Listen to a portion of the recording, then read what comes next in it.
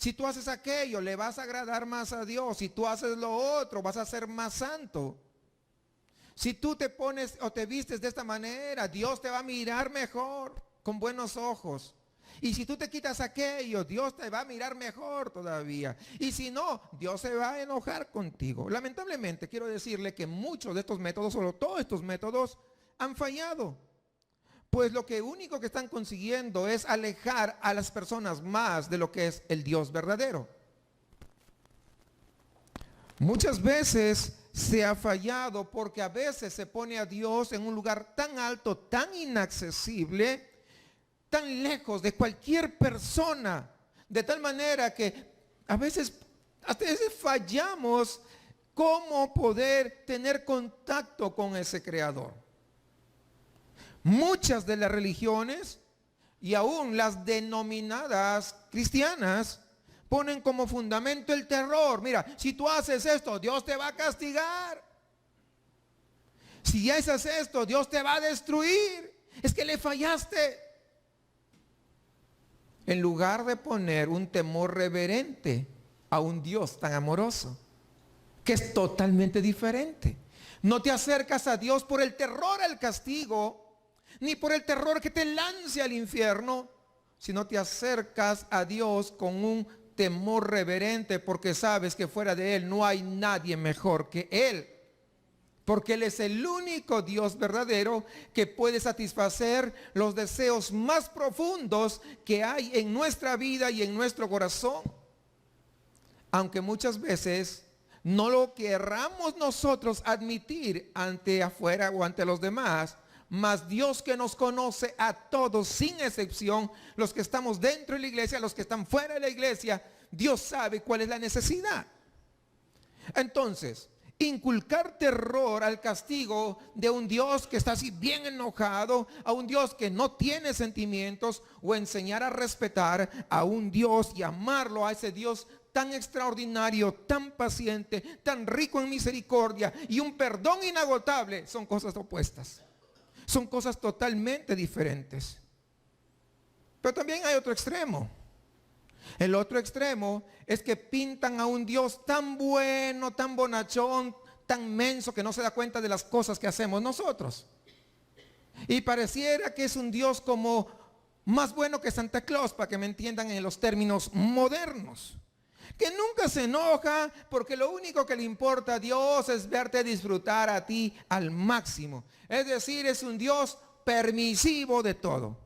Y yo creo que cuando mostramos también el amor de Dios de esa manera, también estamos fallando.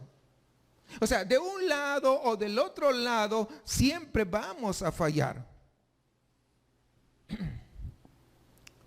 Nosotros, como seres humanos, ¿cuántas veces no hemos fallado al mostrar o tratar de mostrar amor con sabiduría y con rectitud?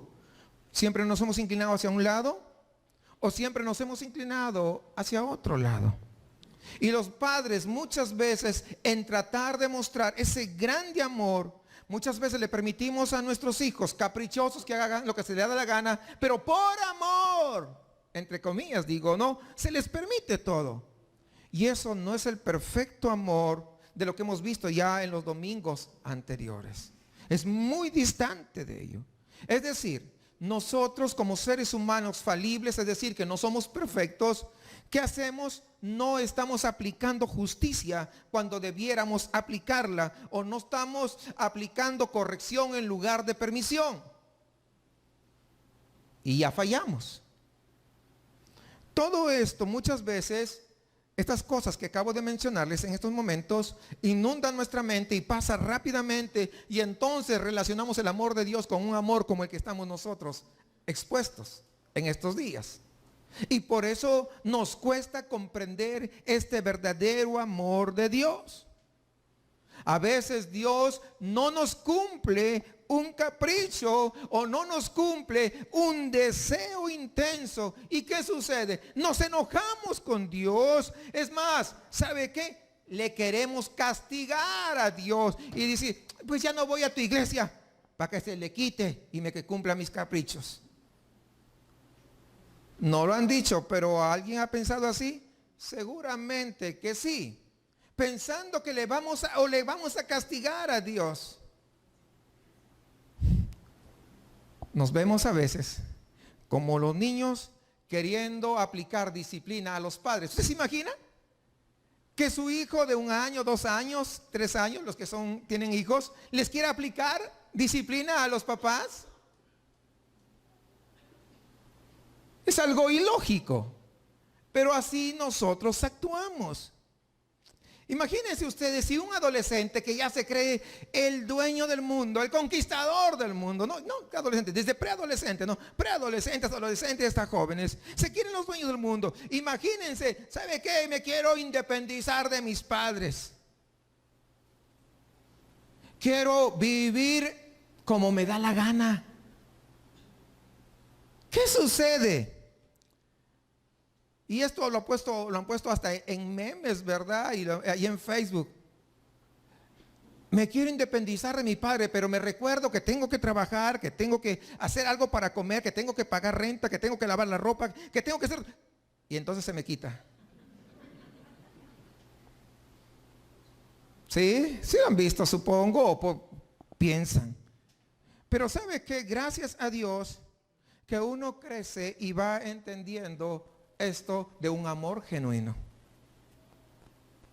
Nuestros padres nos enseñan cosas muy valiosas y a la vez muy importantes en la vida. Y llegamos a un momento en el cual plenamente podemos amar y aceptar el amor como es, ese amor genuino de nuestros padres, no como el amor que pinta Hollywood en las películas. Entonces, muchas veces los que ya somos profesionistas, llegamos a estudiar de repente y decimos, si mi madre no hubiera hecho esto, si mi padre no hubiera hecho lo otro, no hubiera sido lo que soy el día de hoy. Pero cuando estábamos en esa edad, ¿qué hacíamos? Renegábamos.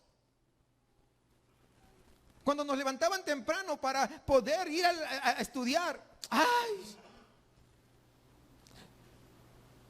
¿Pero por qué? Tengo más sueño. Déjeme dormir. Si te hubieran dejado dormir, nunca hubieras llegado a ser lo que eres el día de hoy.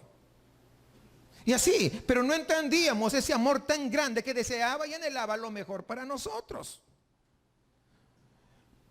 Como les decía, a veces los creyentes no tomamos el rol que nos corresponde y nos quejamos y queremos vivir lejos de la verdadera provisión. E intentamos hacer nuestra vida ignorando lo que la misma Biblia dice. ¿Qué dice? Separados de mí, nada, así escúchalo bien, nada puedes hacer. Podrás tener tu mejor casa, pero espiritualmente no puedes hacer nada. Podrás tener tu buen coche, no puedes hacer nada. Podrás tener una buena cuenta bancaria, pero eso sigue siendo nada, porque eso acá se acaba. Acá nadie va a la tumba con toda su fortuna, nadie va a la tumba con su casa que bonita que construyó, nadie va a su casa con su coche último modelo que compró. Es decir, ¿para qué compraste? No sé. Pero muchas veces nos desvivimos en esas cosas que acá se acaban en lugar de poder nosotros prestar atención a las sabias palabras de Dios. Entonces, con esto en mente, si usted va comprendiendo el hilo de lo que voy desarrollando, el hombre es el que ha puesto una enorme barrera entre Dios y la gente. Hemos construido un velo más grueso que el que estaba en el Antiguo Testamento. Ustedes recuerdan, había un velo que separaba el lugar santo del lugar santísimo, donde en el lugar santísimo habitaba la presencia de Dios. Dice Mateo 27:50, se los leo rápido. Mas Jesús, habiendo otra vez clamado a gran voz, entregó el Espíritu. Estoy hablando cuando Cristo estuvo ahí en la cruz. Y he aquí, el velo del templo se rasgó en dos, de arriba a abajo. Cuando dice de arriba a abajo, esto es algo importante.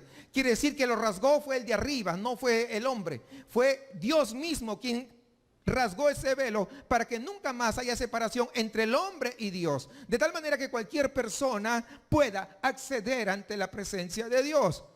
Cualquier persona que llegue a ser su hijo, desde luego. Dice, y la tierra tembló y las rocas se partieron.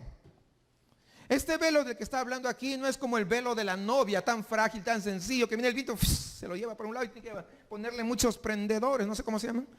Esas cosas, pues. Como no soy mujer, no sé cómo se llama. Pero bueno, eso, ¿verdad? Entonces, ¿qué sucede? El velo de aquí se rompe de arriba abajo y está hablando de algo sobrenatural que ocurrió en ese momento. Fue Dios mismo quien estaba abriendo el camino, abriendo el espacio para que el hombre pueda acercarse hacia él. ¿Y por qué lo hizo? Porque hubo alguien tan extraordinario, tan justo, tan santo, tan puro como ninguno de nosotros, que estaba pagando el precio por nosotros. Y ese sacrificio de Cristo abrió el acceso para que nosotros pudiéramos acceder hacia el Padre, para poder acercarnos confiadamente ante el trono de la gracia para el oportuno socorro. Lamentablemente, es el hombre quien ha vuelto a construir un velo más grueso y evita que la gente accese libremente. Si tú quieres comunicarte con Dios, si tú quieres acceder a Dios, entonces tienes que hacer esto, aquello, lo otro y además esto. La gran mayoría de ustedes saben que, por ejemplo, hay lugares donde ponen tantas reglas. Por ejemplo, si tú no traes todos tus diezmos todos los domingos, entonces tú no puedes acercarte a Dios, no le vas a agradar a Dios. Si tú no traes tu ofrenda, no estoy diciendo que no los dé, pero no es una condición, eso lo damos con gratitud, eso es totalmente diferente. ¿Sí capta la idea? Son cosas diferentes. Una cosa es dar por gratitud de acuerdo a lo que Dios nos ha provisto, porque sabemos que se tiene que pagar muchas cosas, ¿no? O sea, todo lo que tenemos, lo que hay, etcétera, y además comprar algunas que se van deteriorando. Entonces, damos con gratitud, mas no damos porque, ay, si no Dios seguro me va a desechar. Y entonces es lo que sucede muchas veces. Están poniendo trabas. Si tú no vienes bien vestido, si no vienes así, entonces no puedes. Nos olvidamos que Dios es nuestro Padre. Fíjese Romanos capítulo 8, versículo 15.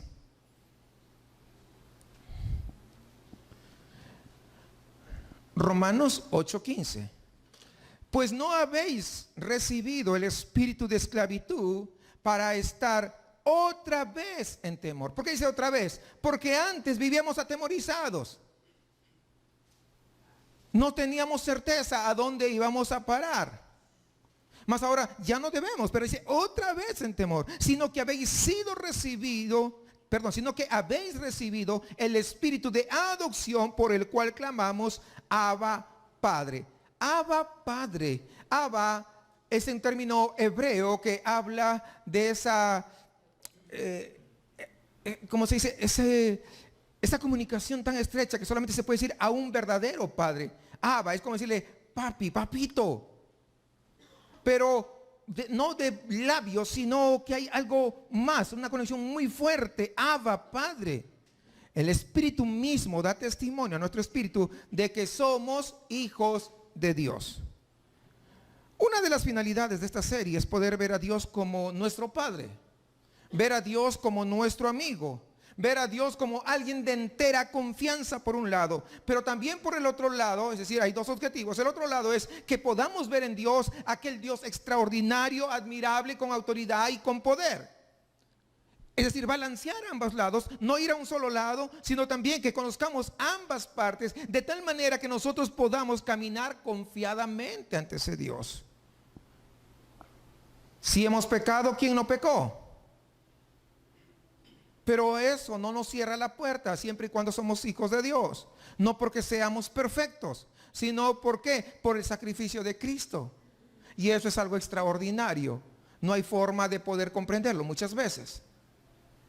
Dice que el Espíritu de Dios es el que nos va a enseñar a ver a este gran Dios como Padre y no como un ser que simplemente anda enojado, como un ser que es impaciente, que de repente no tiene tiempo para ti el día de hoy, o que de repente está buscando en qué caíste, porque ahí te voy.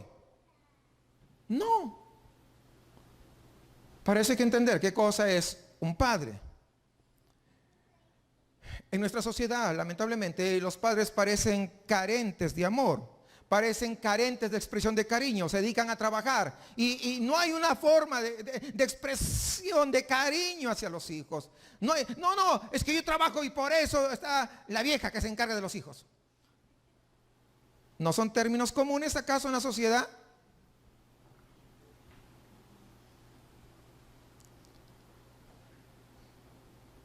¿Se dan cuenta? O sea, pero muchas veces el no entender y muchas veces haber visto eso, sea en la familia o sea en lo que nos circula, no, o sea, nuestra familia, vecinos, amistades, ¿verdad? Vemos ese tipo y entonces muchas veces asociamos a ese tipo como el Dios nuestro Padre y no es verdad.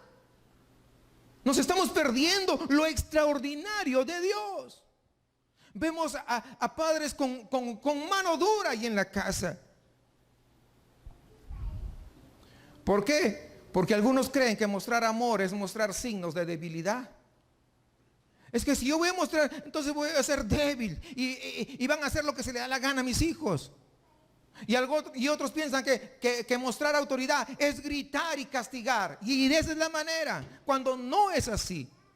La mayor fuerza, ¿sabe cómo se llama? Se llama mansedumbre. Mansedumbre. Pero también se llama ejemplo. ¿Tú quieres que tus hijos hagan esto? Tu ejemplo va a hablar más que tus palabras. No vaya a ser como aquel que se dedicaba a vender drogas ahí en la comunidad, ahí en la colonia. No digo en mi colonia donde digo, sino en otro lugar. Vendía drogas, él era el que distribuía, distribuidor oficial de ahí. Pero a sus hijos les prohibió que ellos consumieran, porque eso es dañino. Pero él sí vendía y se dedicaba a eso. ¿Qué ejemplo era? Lógicamente que cuando estaban pequeños, ninguno de los hijos consumió drogas porque le caía una tremenda cuariza. Pero luego de eso, cuando ellos crecieron, hicieron lo que se les dio la reverenda gana. Fueron mejores en el sentido malo que su padre. Porque no recibieron el ejemplo. Pero las palabras solas no hacen cambiar a nadie. Los gritos no cambian a nadie. Sin embargo, la paciencia, la benignidad y la disciplina con amor es lo que va a marcar la diferencia. Veamos un poco más del carácter de nuestro Padre. Miren en Éxodo capítulo 34, versículo 5. Y si usted no lo puede encontrar rápido, creo que acá lo estamos proyectando también. Éxodo 34, 5. Vamos a ver algunas características. ¿Cuál es el carácter de nuestro Padre? Fíjense. Dice, y Jehová descendió en la nube y estuvo allí con él proclamando el nombre de Jehová, y pasando Jehová por delante de él proclamó, Jehová, Jehová. Mire, primera característica, nuestro Dios es Jehová, Jehová. ¿Qué más? Fuerte. Segunda característica, nuestro Dios es fuerte, no es cualquier cosa, es fuerte. ¿Qué más? Número 3, misericordioso. Ese es el Dios que nosotros, es nuestro Padre celestial, misericordioso. ¿Y qué más? Y piadoso. 4 características. Y piadoso. ¿Qué más? Tardo para la ira. Número 5. Van viendo 5 características en este pasaje nada más. 5 características de nuestro Dios. Y grande en misericordia. Dice que sobreabunda en misericordia. Número 6. Y no solamente en misericordia, sino también en verdad. Número 7, ¿se dan cuenta? 7 características. Luego dice, que guarda la misericordia a millares. Número 8, ¿se dan cuenta? Es decir, millares, no está hablando de miles. Realmente la palabra quiere decir a una cantidad extraordinariamente grande, ¿no? ¿Y qué más?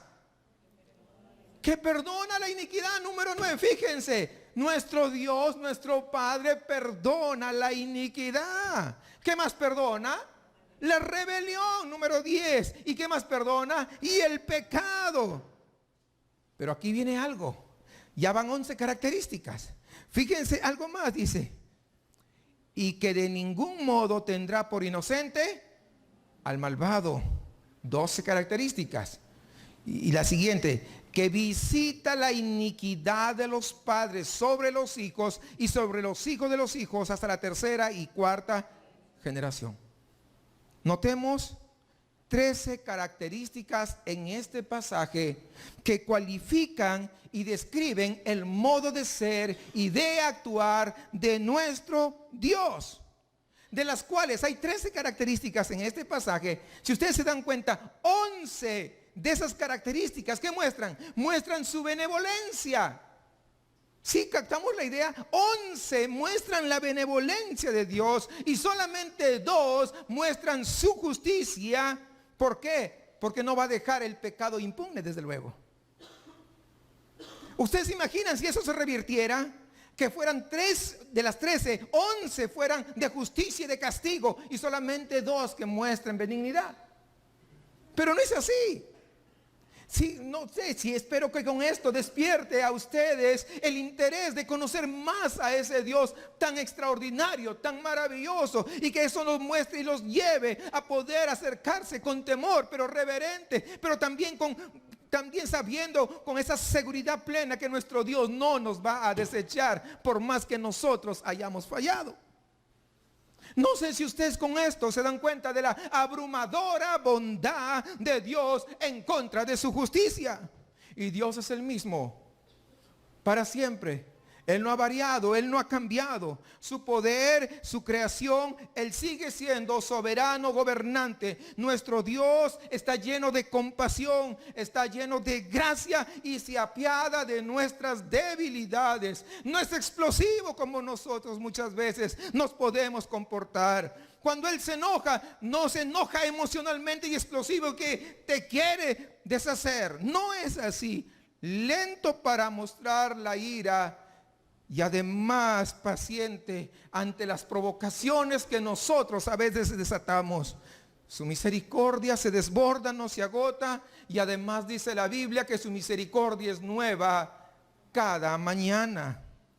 Por otro lado, es fiel a lo que promete, tanto para bien como también para mal. Si dice que te va a bendecir, sus promesas son fieles. Pero si dice que va a haber castigo por lo que tú sabes y dejas de hacer, también así será. Pero su misericordia siempre seguirá para siempre, siempre. Aun cuando tenga que castigarte o castigarme, lo hará con gran misericordia. Pasarán 1000 generaciones y su misericordia sigue siendo estable, sigue estando disponible. Muestra su paciencia aun cuando infringimos la ley una y otra vez. Muestra su perdón a los que traspasamos los límites y perdona esas infracciones y esas transgresiones de nuestro corazón por medio de la ofrenda de su Hijo perfecto, Cristo Jesús, que ya pagó por todos los pecados de los que creen en Él, pero que al final no tendrá por inocente al culpable, y el pecado trae consecuencias eternas. Qué extraordinario es Dios. No sé si usted entendió esto. Cuando leemos esto, lo único que decimos: wow, Señor, de verdad, tú te pasas de bueno, tú te pasas de misericordioso, pero también tú eres justo. Yo pregunto, ¿acaso un padre así no nos da confianza de poder acercarnos a Él? De poder ahora acercarnos con mayor confianza. Porque esto, yo digo, porque algunos tienen miedo de acercarse. No sé de dónde la gente ha inventado que debe haber un intercesor para llegar a Dios. Sabe que la gente que busca a sus intercesores no ha conocido al Dios genuino, al Dios verdadero. A este Dios que es grande en misericordia, que es extraordinario en bondad, que es paciente, que es compasivo y además lleno de gracia. No es como aquel padre que se molesta, al que no puedes llegar con tanta confianza, porque si está molesto, le va a molestar más que tú le interrumpas. Ese no es nuestro Dios. Que si tú te equivoques, te pone un regaño de tu vida, y que ni siquiera puedes darle un beso y un abrazo porque anda de malas o porque no le fue bien en el día. Ese no es nuestro Dios. ¿Quién entonces inventó a un Dios inaccesible? ¿Sabes quién? La religión. La religión hizo poner trabas de un lado, de otro lado, de otro lado y de otro lado, de varios tipos. Y algunos piensan que Dios tiene favoritos. Solamente los favoritos que se pueden acercar a Él. Y yo ruego que ojalá el Espíritu Santo de Dios pueda llevarnos cada vez más a la verdad, para poder tener una comunión tan íntima, tan hermosa con nuestro Padre, con un Padre amoroso, con un Padre comprensivo. Pero también quiero hablarles sobre la promesa. ¿A cuántos de nosotros nos gustan las promesas? ¿Sí les gusta o no les gusta? ¿Verdad? Y si no, le haces cumples. ¿Ah? ¿Sabe que en la Biblia existen más de 3000 promesas? Eso hay. Y mi pregunta sería, ¿usted las conoce? Porque si no las conoces, te estás perdiendo de tremenda bendición. Y hoy, no se asusten, no voy a hablar de las 3,000 promesas, porque si no terminaríamos dentro de un mes. No se preocupen. Hay una infinidad de promesas en la palabra. Hay promesas eternas, hay promesas terrenales, hay promesas condicionales y hay promesas incondicionales. Pero hoy quiero compartirles lo que es una de las más grandes promesas que Dios nos ha dado a nosotros que somos sus hijos. Entendiendo que no todos son hijos de Dios. Y antes alguien dijo, entonces ¿qué? ¿Soy hijo del chango? ¿Verdad? No, no estamos hablando de la evolución. Estamos hablando que la Biblia dice que aquellos que son salvos llegan a ser hijos. Creo que la mayor promesa y la cual todos nosotros conocemos y estamos satisfechos es la vida eterna, ¿sí o no? Esa es la promesa más grande, es la mayor, sí, no. Pero hay una promesa de amor muy grande que Dios ha dejado registrada en su palabra. Es una promesa que expresa su amor, pero no es muy popular. No es muy popular por lo que implica. Y ahorita lo voy a detallar. Vamos a ver que es una promesa que Dios dará sin excepción a sus hijos. Hebreos capítulo 12, versículo 6. Y muchos no quieren este pasaje, no lo quieren leer o lo pasan por alto, ¿verdad? Y algunos solamente lo utilizan para determinados momentos. Pero es una promesa para todos sus hijos. Fíjense ustedes. Porque el Señor, está hablando de Dios desde luego, ¿no? El Señor, al que ama, lo chifla. ¿Se da cuenta? O sea, no dice eso. Al que ama, disciplina y azota a todo aquel que recibe por hijo. ¿Dónde está la promesa? ¿Dónde está la promesa? Que al que ama, ahí hay la promesa. ¿Cuántos quieren ser amados por Dios? Bueno, aunque tú no quieras, Él te ama. Y si te ama, ¿qué va a pasar? Te va a disciplinar aunque tú digas no quiero, porque tú no mandas. Él es el que manda. Hermanos, esta es una de las más grandes promesas aquí. ¿Cuál es la promesa? La disciplina. La Biblia, hermanos, no deja lugar a dudas de que el amor de Dios no solamente se muestra en regalar favores, sino que también es imponer corrección. Sí, es lo que está diciendo en este pasaje. De lo contrario, Dios no sería pues un buen padre y los creyentes no seríamos hijos si no somos disciplinados, sino bastardos, porque ahí mismo lo dice un poquito más adelante. Entonces la disciplina en Dios abarca, hermanos, aspectos muy importantes que debemos considerar. Pues si no entendemos que Dios quiere a nosotros disciplinarnos, ¿sabe qué? Escúcheme bien. Si no entendemos eso, eso nos va a llevar a la amargura contra Dios.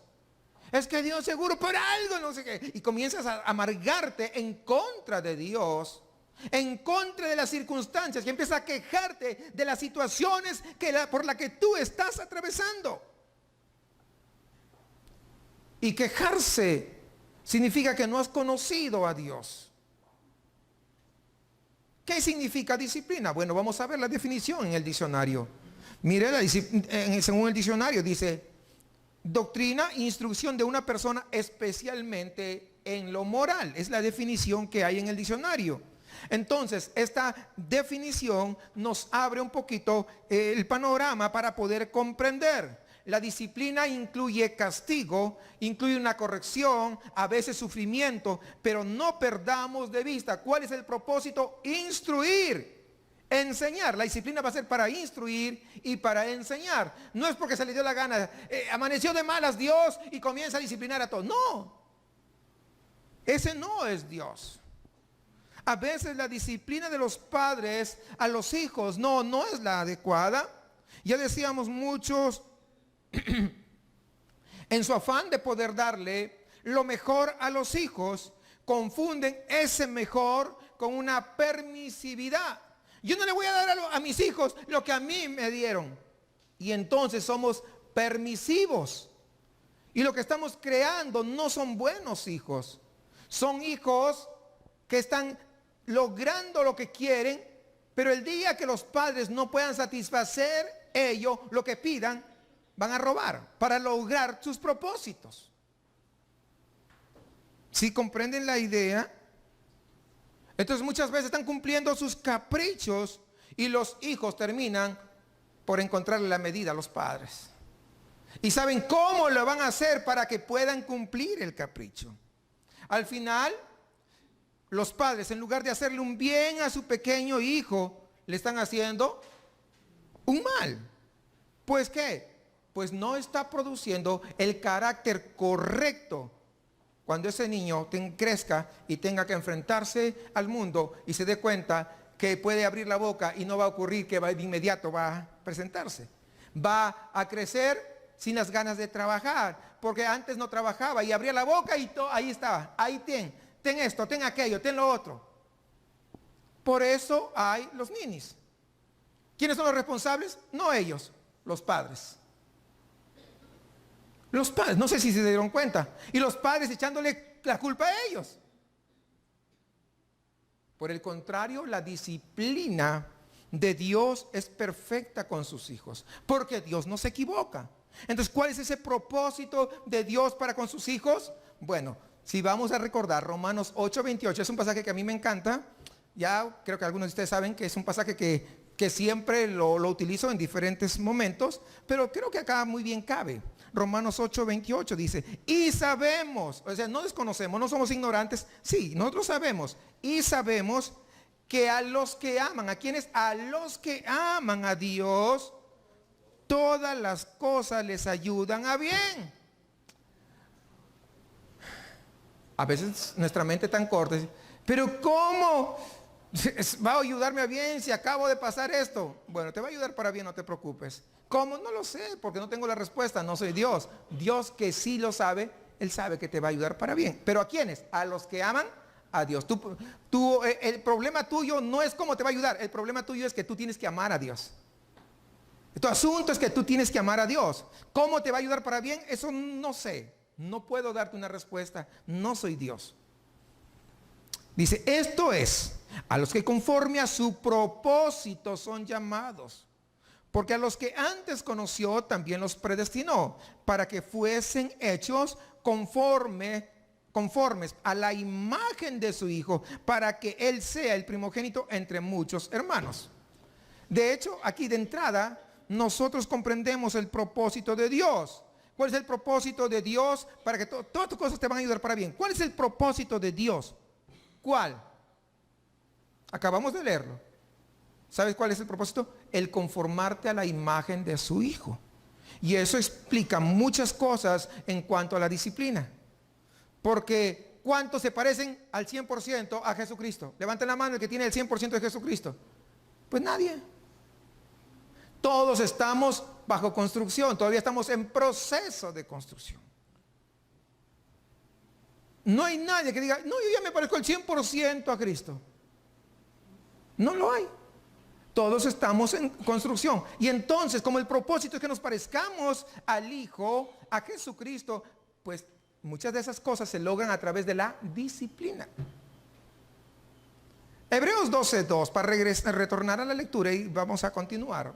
Dice, puesto los ojos en Jesús, el autor y consumador de la fe, el cual, fíjense esto, este es importante, este que viene a continuación, dice, por el gozo puesto delante de él, sufrió la cruz. Menospreciando el oprobio, se sentó a la diestra del trono de Dios. Considerad a aquel que sufrió tal contradicción de pecadores contra sí mismo, para que vuestro ánimo no se canse hasta desmayar. Pero aquí lo que quiero resaltar es la frase, por el gozo puesto delante de él, sufrió la cruz. Es decir, sabiendo los frutos que tendría su muerte allá en la cruz, le traía gozo, le traía paz, le traía aliento para seguir. La razón por la que él tuvo paz en medio de la tormenta cuando estaba en la cruz es lo que él sabía que iba a venir a futuro. Eso le animó, eso le trajo gozo. No digo que esto va a carcajada. No, no. Gozo internamente, podía sentir gozo, paz, tranquilidad. No hizo que la tormenta lo derrumbara. Y este punto, hermanos, es de suma importancia, pues si no conocemos los frutos de la disciplina, nunca vamos a aceptar la disciplina de parte de Dios. Y al contrario, trataremos de evitarla. Así nos pasa en la vida. Hay tantas cosas que nos pueden traer tristeza. Hay tantas cosas que nos apagan el gozo. Hay tantas cosas que nos quitan la paz. Pero estamos olvidando algo importante, muy importante. ¿Saben qué es? Que lo más seguro es que Dios esté usando tales situaciones para traernos madurez y traernos paciencia. Y eso nos olvidamos. Si recordáramos, Señor, esto que está pasando me estás haciendo más maduro, entonces después de esa situación, después de esa prueba, vas a salir más maduro. Entonces no te vas a quejar de la prueba. Lo que vas a decir, gracias Señor por considerarme y estar trabajando conmigo. Porque ahora reconozco que no soy lo suficientemente maduro, no soy lo suficientemente madura. Y entonces gracias por esta situación por la que estoy atravesando. En lugar de estar quejándote, vas a decir, ¿por qué? Porque estás viendo al igual que Cristo. Él tuvo gozo en medio de la aflicción porque estaba mirando a futuro. Y es lo que tú tienes que mirar, que la prueba de vuestra fe produce paciencia. Amén. En lugar de quejarnos, eso es lo que tenemos que apuntar. No el momento por el que estamos atravesando, sino a futuro lo que va a pasar. Recordando Santiago 1:2 que dice, hermanos míos, gozaos, dice profundamente cuando os halléis en diversas pruebas, sabiendo que vuestra fe produce paciencia, pero tenga la paciencia su obra completa para que seáis perfectos y cabales, sin que os falte alguna cosa. ¿Cómo gozarse cuando nos encontramos en la aflicción? Pues la prueba tiene una connotación de dolor. La aflicción también está ahí asociada y además la adversidad. Y a veces vemos que el temporal no se acaba y pareciera que la tormenta dura más de 24 horas, que no hay un amanecer. ¿Cómo podemos llegar a gozarnos cuando estamos enfrentando un dolor? ¿Cómo decirlo con sinceridad como Pablo lo expresa en 2 Corintios capítulo 12 versículo 10? Dice, por lo cual, por amor a Cristo, me gozo en las debilidades. Fíjense ustedes, Pablo estaba diciendo, me gozo en las debilidades. ¿Qué significa? ¿Que Pablo tuvo debilidades? Claro que sí. Pero eso no lo atribuló, eso no lo agüitó. Eso permitió que él pudiera entender que se gozaba en las debilidades, en insultos, en necesidades. Es decir, también tuvo necesidades. No pienses que tú nada más o yo nada más tenemos. Pablo también tuvo. Mira, el apóstol Pablo tuvo necesidades. Persecuciones, en angustias, porque cuando soy débil, entonces soy fuerte. Hay una razón para gozarse en el dolor, pero tiene que haber un entendimiento de algo para poder enfrentar cada adversidad sin desmayar. Y aquí leímos que Pablo dice, por amor a Cristo. Es decir, no es por amor a que tú mejores, por amor a que tú te sanes, por amor a que tú vas a salir de esa situación. No, por amor a Cristo. Dice Pablo, se gozaba en las angustias, se gozaba en las persecuciones, se gozaba en las necesidades, se gozaba en los insultos, se gozaba en las debilidades. Regresando a Santiago, en el versículo 3 está la clave, dice, sabiendo que la prueba de vuestra fe produce paciencia. ¿Cuántas veces le has pedido tu paciencia a Dios? ¿Sí o no? ¿No le han pedido paciencia?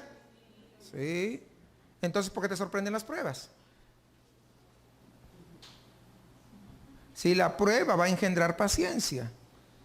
Sigamos diciendo. Versículo 4 dice, pero tenga la paciencia su obra completa, para que seáis perfectos y cabales, sin que os falte cosa alguna.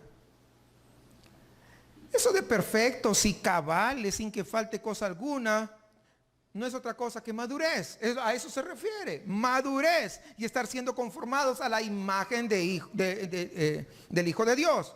No sé si con esto ustedes van entendiendo, todo va tomando sentido.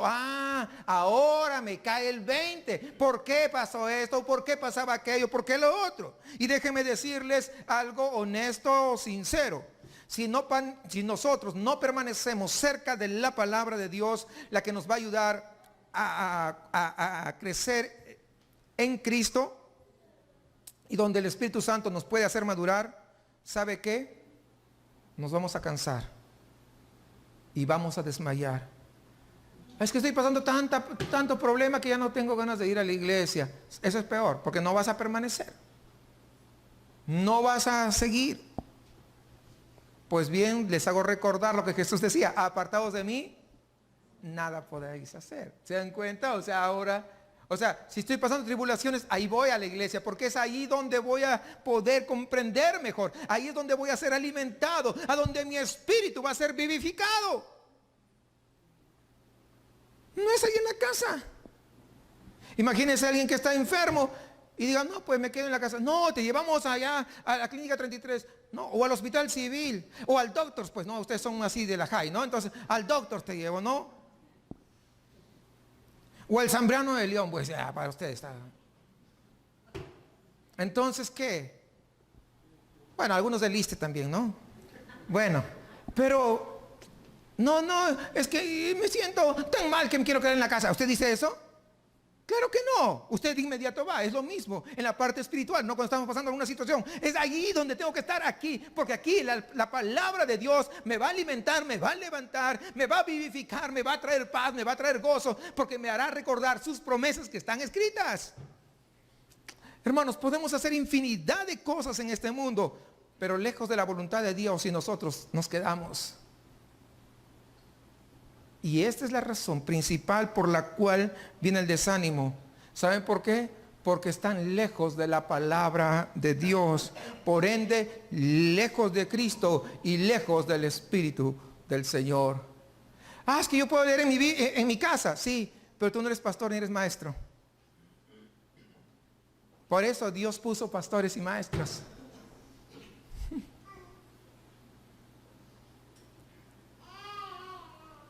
Vuelve al principio del que te desviaste. Hay que corregir eso que nos ha llevado al desánimo. Y eso es lo que tenemos que hacer cada vez que nosotros estamos así como tambaleantes. Regresar al principio nuevamente. Continuamos, dice ahí en el verso 4. Sigo en el verso 4 de Hebreos 12, ¿ok? Sigamos ahí. Pues aún no habéis resistido hasta la sangre combatiendo contra el pecado. Lo que está diciendo aquí es que aun cuando estemos teniendo problemas, cuando estemos teniendo dificultades, la única cosa que debemos encontrar para la debilidad, para el abatimiento, para el fracaso, para el tropezar, para la desilusión, es considerar a Cristo, que sufrió y además que resistió hasta la sangre por el gozo que venía después de la cruz. Hoy estoy en problemas, diría Jesús. Estamos hablando en esos términos, ¿no? Hoy estoy pasando esta situación. Hoy es el día más oscuro. El día en que mis amigos que quería que me acompañaran en esta oración se quedan dormidos. No tengo a nadie. Los más cercanos, mi círculo más cercano, justamente cuando más lo necesito, están dormidos. Ni siquiera una hora habéis podido velar conmigo. Pero ¿saben qué? Eso no lo agüitó. Es que nadie me visita. ¿Se dan cuenta cómo tan distante estamos? ¿Por qué? Porque nos falta fundamentarnos en la palabra. Y aquí entra la parte central sobre la promesa de Dios a sus hijos. Versículo 5. Seguimos en Hebreos, por favor, ahí me siguen. Dice: y habéis ya olvidado la exhortación, que como a hijos, fíjense ustedes, que como a hijos se os dirige diciendo: hijo mío, no menospreciéis la disciplina del Señor, ni desmayes cuando eres reprendido por Él. Este pasaje de hecho está tomado de Proverbios. Proverbios capítulo 3 versículo 11 dice: no menosprecies, hijo mío, el castigo de Jehová, ni te fatigues de su corrección, porque Jehová al que ama castiga como el padre al hijo a quien quiere. Él está hablando a sus hijos. Y de aquí en adelante esta palabra se va a mencionar 6 oportunidades. Quiere decir a un hijo que ya ha crecido, que ya está desarrollado. Hay cantidad de hijos en la iglesia de Cristo que piensan que son los favoritos de Dios. Yo soy la princesa de Dios. ¿No? Y si tú eres una princesa, dale like. O dale me gusta. Y que como princesas de Dios o princesos de Dios no necesitan, ¿verdad?, ser disciplinados. Pero ¿cuántos han alcanzado de esos ya la madurez? ¿Cuántos han alcanzado la plenitud de Cristo? Yo creo, hermanos, honestamente, que todos necesitamos la disciplina del Señor hasta que seamos conformados a la imagen de Cristo en nosotros. Es decir, ¿sabe hasta cuándo? Hasta el último día de nuestra existencia. Así que versículo 5 dice: hijo mío, no menosprecies la disciplina del Señor, ni desmayes cuando eres reprendido por Él. Necesitamos notar, hermanos, esta palabra que se destaca aquí: disciplina. Es algo que nosotros asociamos con cosas malas. No, eso no es castigo como algunos pueden interpretar el día de hoy. Esta palabra indica entrenamiento, indica preparación de uno, la disciplina. Tienes que aprender a ser disciplinado, a tender la cama, a levantarte, disciplinado, entrenado. El Señor dice disciplina a sus hijos. Él está haciendo esto ¿para qué? Para que quede muy claro que Él disciplina a quienes son de Él, a sus hijos. Dios no va a disciplinar a los incrédulos. Alguien una vez se acerca y dice: pastor, ore para que Dios discipline a mi hijo. Su hijo no era cristiano. Digo, pues eso es ilógico. Dios no trata con los que no son sus hijos. Dios siempre tratará solamente con sus hijos. A veces tenemos un mal entendimiento. Dios tiene derechos sobre sus hijos, así como los padres tienen derechos sobre sus hijos, nada más, de enseñarles, de corregirles, de instruirles. Pero los padres no pueden disciplinar, por ejemplo, a los hijos del vecino. No lo pueden disciplinar, porque no son sus hijos. Usted no los va a corregir. No es su trabajo, pero su trabajo sí son sus hijos. No son los trabajos de los abuelos, son de usted como padre o como madre. Versículo 6. Porque el Señor, ahí viene, al que ama, ¿qué? Disciplina y azota a todo aquel que recibe por hijo. Si soportáis la disciplina, Dios os trata como a hijos. Fíjense usted, si soportáis la disciplina, Dios, ¿qué dice? Os trata como a hijos. Porque, ¿qué hijo es aquel a quien el Padre no disciplina? Pero si se os deja sin disciplina, de la cual todos han sido participantes, entonces sois bastardos y no hijos. Palabras fuertes, ¿verdad? Está hablando muy fuerte. Y quizás a muchos no les agrade escucharlo, pero es algo muy importante. La Biblia dice en diversos pasajes que los justos sufren, padecen aflicción. Dice la Escritura: muchas son las aflicciones del justo, pero de todas ellas las librará Jehová. La librar no significa que no vas a pasar. Lo que está diciendo es que te va a ayudar a que tú puedas pasar esta aflicción. ¿Por qué razón sufren los hijos de Dios? Bueno, hay variedad de respuestas. Quiero darle algunas. Por ejemplo, los hijos de Dios pueden sufrir por nuestra propia insensatez. Pedro, por ejemplo, capítulo 2, primera de Pedro 2:20 dice: pues qué gloria es si pecando sois abofeteados y soportáis. Esto nos indica que uno no ha alcanzado el blanco.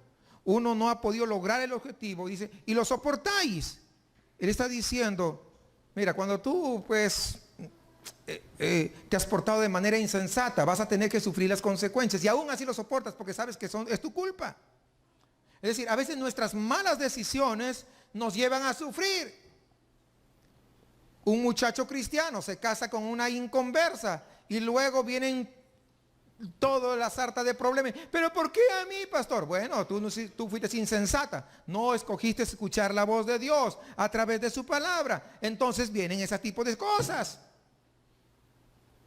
Porque el muchacho dirá: es que yo quiero que nos aconseje. Bueno, ella no quiere porque ella no es cristiana, no tiene a Dios. La Biblia no es su regla de fe y conducta. Si se dan cuenta usted, él quiere y ella no va a querer. Simplemente va a sufrir las consecuencias de su insensatez. Es lo que está acá. Otros se juntan, hacen negocios con quien no debieron haberlo. Se portaron insensatos y vienen las consecuencias. Y eso me pasó cuando yo tenía unos 23, 24 años. Me uní con una persona. Yo tenía una línea de crédito interesante y nos juntamos y yo prácticamente me endeudé para poder hacer un negocio. Y resulta que el otro dijo, después del negocio, mira, yo voy a ser administrador, tengo experiencia aquí, allá. Me dejó endeudado, tuve que pagar todo para poder salir de ese gran problema. Fui un insensato. Muchas personas, como yo, se lanzan a la aventura comercial, al mundo de los negocios sin saber lo que están haciendo. Y luego lo que pasa es que salen perdiendo dinero. Yo lo hice, yo tuve que pagar las consecuencias de mi insensatez. ¿Por qué? Porque no fui sensato, no pedí dirección de Dios. ¿Y quién sale perjudicado? No solamente yo, la familia también sale perjudicada, ¿no? ¿Por qué más se sufre? Bueno, en segunda razón, se sufre por tomar decisiones a favor de la verdad y la justicia. Ahí mismo Pedro lo dice, 1 Pedro 3:14. Más bien, si alguna cosa padecéis por causa de la justicia, bienaventurados sois. Es decir, a veces hacer lo correcto puede llevarnos también a alguna aflicción, pero vale la pena, pues es mejor agradar a Dios que a los hombres. ¿Por qué otra cosa también sufren los cristianos? Número 3, sufrimos por nuestro pecado. Hay personas que pecan y sufren las consecuencias de ello. Y después, ¿pero por qué a mí? Bueno, por tu pecado. Y otros dicen, ¿saben qué? Otros saben lo que dicen. Ay, estoy sufriendo por la causa de Cristo. ¿Cuál causa? Causa de tu pecado. El mundo dice, no sé si ustedes han escuchado, esta es una palabra que el mundo dice. El karma se le regresa a cada uno, ¿no? Cuando lo haces malintencionado. ¿Han visto esa frase? Pero la Biblia, ¿qué dice? La Biblia dice, Dios no puede ser burlado. Todo lo que el hombre sembrare, ahí está. No es el karma. Dios lo dice en su palabra. Eso del karma lo acaban de inventar. Pero Dios, esta palabra tiene miles de años y permanece para siempre. ¿Se dan cuenta que no es nuevo? Aquí está escrita en su palabra. Tenemos el mejor libro. ¿Por qué otra cosa sufrimos? Bueno, sufrimos por no negar la fe. Muchos llegan incluso a morir por amor a Cristo, sufriendo muertes espantosas. No voy a hablar de esto, sino me tendría que demorar demasiado. Número 5, ¿por qué más sufrimos los cristianos? Sufrimos por disciplina, y aquí está donde yo quería llegar. Y esa es la razón, ¿no?, que estamos leyendo aquí en Hebreos. Dice, porque el Señor al que ama, dice, y azota a todo aquel que recibe por hijo. Muchos dicen, ven a Cristo, Él te va a hacer un caminito de rosas bien chido, ¿no? Y te va a dar todo lo que tú quieras, tú reclámale nomás. No, se dan cuenta que no es un caminito de rosas, ni vas a recibir todo lo que tú sueñas, tus grandes anhelos, no. Es un camino de disciplina también. La disciplina, escúcheme bien, y quiero ya ir concluyendo esta parte. No digo terminando, digo concluyendo esta parte. La disciplina no es sinónimo de castigo. A veces podría llevar a la corrección con vara, pero no es la esencia, sino es una instrucción y una enseñanza por amor. Un juez castiga, pero un padre corrige con amor. Y eso es nuestro Padre. Él usa la disciplina, ¿para qué? Para demostrar cuánto nos ama. Y esa es una promesa enorme. Porque el versículo 7 dice, ¿qué hijo es aquel a quien el Padre no disciplina? Esta es una insinuación bastante enfática, pues indica que si un padre no disciplina a su hijo, no lo quiere ni lo considera importante a ese hijo que tiene. El versículo 8, ahí sigamos, dice, pero si se os deja sin disciplina, de la cual todos han sido participantes, es decir, todos los hijos de Dios han sido participantes de la disciplina, entonces sois bastardos y no hijos. Vuelve a repetir, qué interesante. Si no hay disciplina, lo que está diciendo, ¿saben qué? No hay amor. Así de sencillo. Si no hay disciplina, no eres hijo. Usted no es un hijo legítimo si usted no es disciplinado por Dios. Eso en otras palabras. Hay muchas personas que dicen, pero ¿por qué permite Dios que me suceda esto? Debe ser que yo no soy un creyente genuino porque me pasa esto, aquello, lo otro y aquello. La verdad es que Esa es una prueba de que usted es un hijo de Dios cuando usted está sufriendo por la causa del Señor. Es como aquel muchachito al que su padre iba a castigar y le dice: hijo, esto me va a doler más que a ti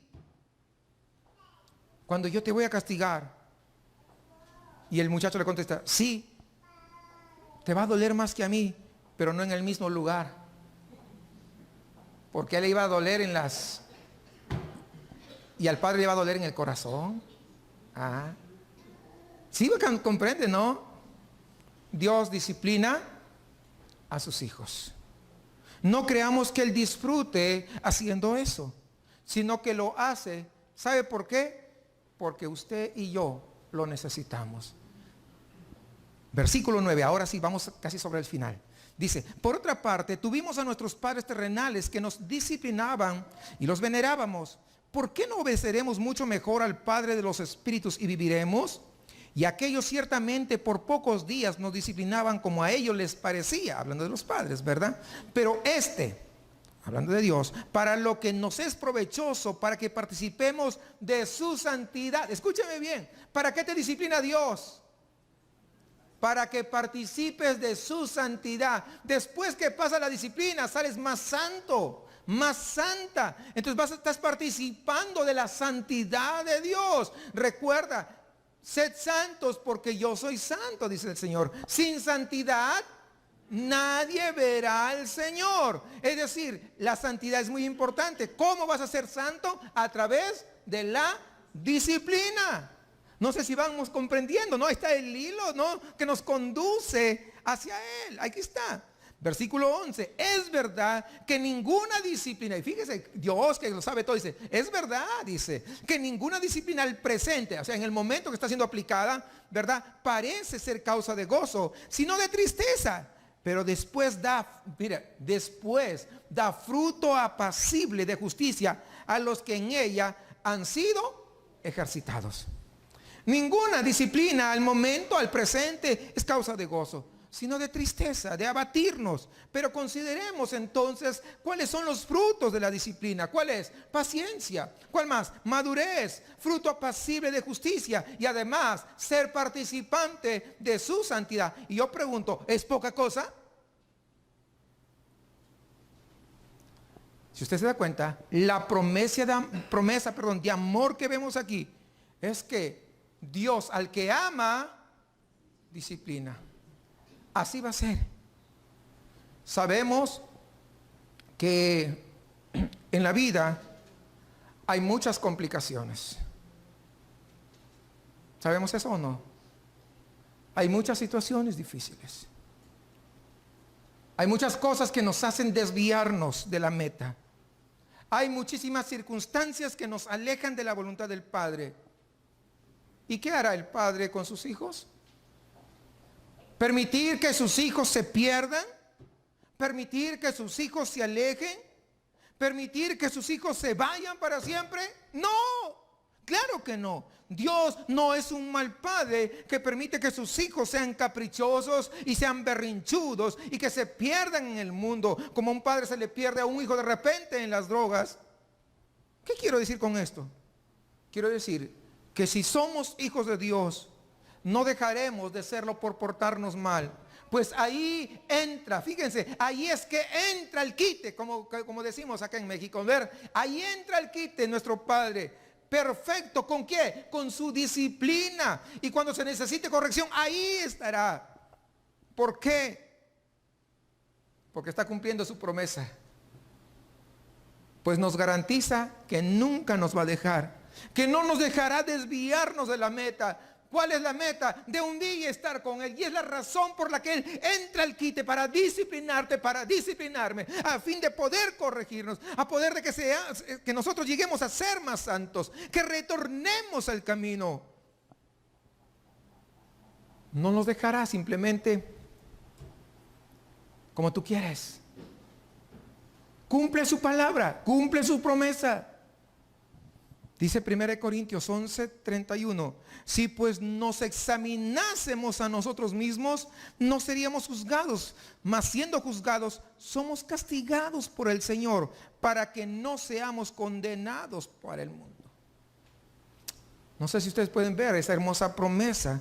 Y esto es una garantía eterna de que nuestro Padre siempre seguirá siendo nuestro Padre y que terminará la obra que ha comenzado en nosotros. Dios tiene sus propósitos y los va a cumplir aún aplicando la disciplina. Y nosotros, todos nosotros, somos participantes de su plan, pero también somos participantes de su santidad. ¿Por qué? Porque eso nos garantiza que un día lo veremos a Él. Y somos conformados a la imagen de su Hijo. Y esta promesa nos garantiza que un día estaremos a su presencia, que no nos dejará a mitad del camino. Dios no nos castiga para vengarnos. Escúchelo bien. No debemos olvidar que Dios el Padre descargó toda su santa ira sobre Jesús ahí en la cruz. No debemos olvidar que Él recibió el justo juicio del Padre por nosotros. No hay nada extra que tú tengas que pagar. Esa es una herejía. Dios me está castigando por mis pecados. No, porque tus pecados fueron perdonados en la cruz. Cristo ha pagado por nuestros pecados, aún los pecados secretos que nadie lo sabe. Si somos llamados verdaderamente a confesarlos y abandonarlos, pero no para pagarlos, porque Cristo ya lo hizo. La disciplina no es para castigarnos, es para ayudarnos a crecer en santidad, en justicia y para producir en nosotros paz en nuestros corazones. Este es el maravilloso e incomprendido amor de nuestro gran Dios.